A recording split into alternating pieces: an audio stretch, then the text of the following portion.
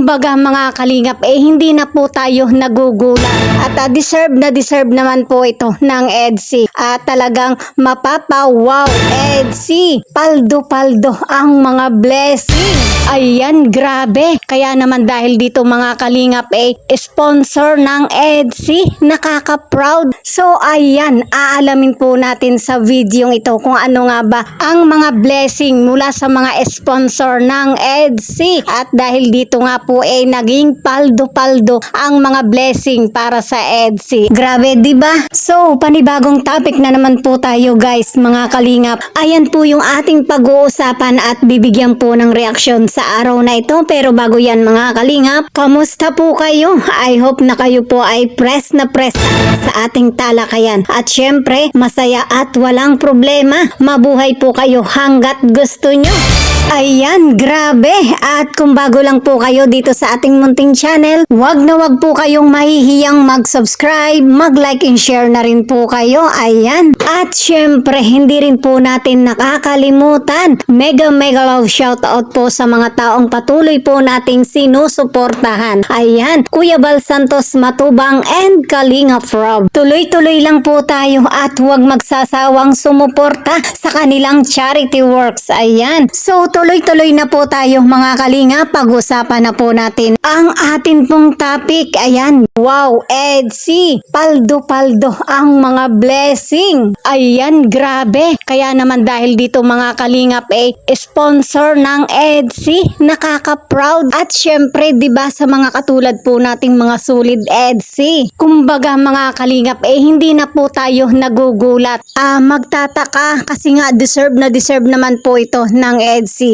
At lalo pa nga po sa panig ni Viancy sa kanyang pamilya, talaga naman pong nagpakitang gilas. Kumbaga mga kalingap, ipinakita nila na talagang karapat dapat po sila na makadeserve ng ganitong mga blessing. Kasi nga yung iba, diba, naririnig natin, napapansin natin na ang ibang mga basher, bakit nga daw po laging naka-steady kay Viancy sa EDSI yung mga pagtulong ng mga sponsor. Kasi nga nakikita nila, natutuwa silang tulungan itong si Viancy kasi pinakikita niya yung kanyang pagiging karapat-dapat na matulungan. Lalong-lalo na nga po yung kanyang pag-aaral, talagang tutok na tutok po siya at talagang porsigido siya na makapag-aral na mabuti at matupad niya yung kanyang mga pangarap. Lalo pa nga po ngayon na habang siya ay nag-aaral ay talagang umaani na siya ng maraming mga magagandang achievement. Isa na nga po dito yung napakatataas ng grades ni Viancy. Wow, grabe diba? At sinong mga sponsor ang hindi nga po matutuwa na tulungan itong si Viancy, diba? Yun nga pong mga ibang sponsor namumroblema sa kanilang mga scholar kasi nga nagluloko, hindi nagpupursige sa pag-aaral, hindi nila pinagbubuti, kaya ayun, natigil sa kanilang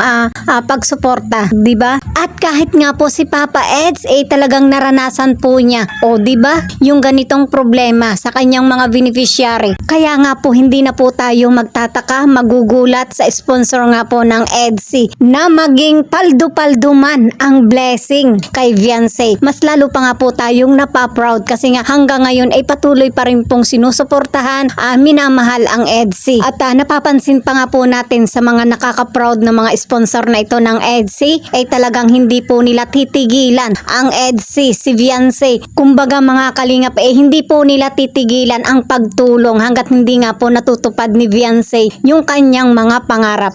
Diba? At isa pa nga po dito yung napakagandang pangaral ng mga magulang ni Viancy para kay Viancy na samantalahin habang may mga sponsor. Ibig sabihin nito mga kalingap pagpursigihin na mag-aral na mabuti hanggat may tumutulong. Diba? Talagang napakaganda yung ganitong mga mensahe mula sa kanyang mga magulang ni Viancy, diba? At syempre mga kalingap, sa panig naman po ng mga nakaka-proud na mga sponsor ng EDSI kay Viancy, talagang proud naman po tayo sa kanila, sa kanilang pagtulong kay Viancy sa EDSI. At nararamdaman nga po natin bago sila tumigil sa pag-i-sponsor kay Vianse ay talagang mayaman na itong si Vianse. Yes mga kalingap, bago sila tumigil ay mayaman na itong si Vianse. O paano ba yan mga basher na mga naiinggit? May angal ba kayo?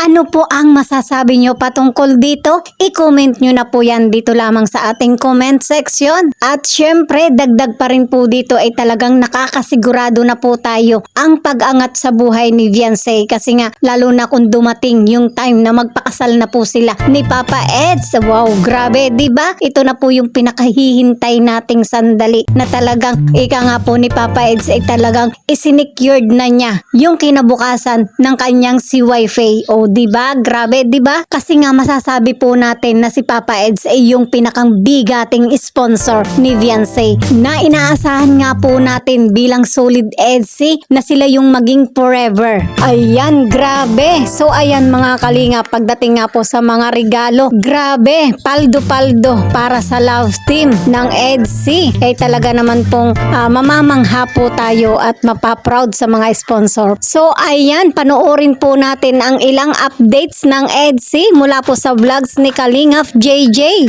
So ayun po yung mga uwi daw po ng mga bigating sponsor ng mga kalingap na nagpabot ng kung ano ba yung nasa wishlist ni Kuya Edo. So gusto daw nilang alisin yung mga nasa wishlist. Yung maganda mga guys, yun ang magandang regalo, alisin yung nasa wishlist mo. So siyempre isang bata, may mga wishlist na tayo kung ano mga gusto natin mangyari sa atin, magkaroon ng ganitong gamit, etc. So yun po mga kalingap ang kanilang gagawin. Basta surprise mga kalingap kung ano ba yung gagawin po nila. So ito mga kalingap, tatapos pala ako ano po ng mga nila ko Eds, nila Bensi, mga regalo. Dami guys, sobrang dami. Kaya po, thank you so much po sa inyo mga kalingap, sa lahat po ng extend ng blessings. Hindi ko po kayo maisa-isa pero ano po, maraming salamat po sa inyo sa Eds Worldwide, Eds 101, sa mga ko ng Solid EDSI, sa team po nila Ninang Mirang. Maraming salamat po at sa mga ano pa po, sa mga pagpapaabot pa po ng blessings. So ngayon mga kalingap, papakita ko sa inyo yung mga blessings. Grabe, mga big sponsor na nag-sponsor mga kalingap at kinuha ko, sobrang ganda. And magugulat sila dito mga kalingap kasi ang dami. Hindi lang isa, dalawa, kundi sobrang dami mga kalingap. Yung mga regalo, sobrang ganda.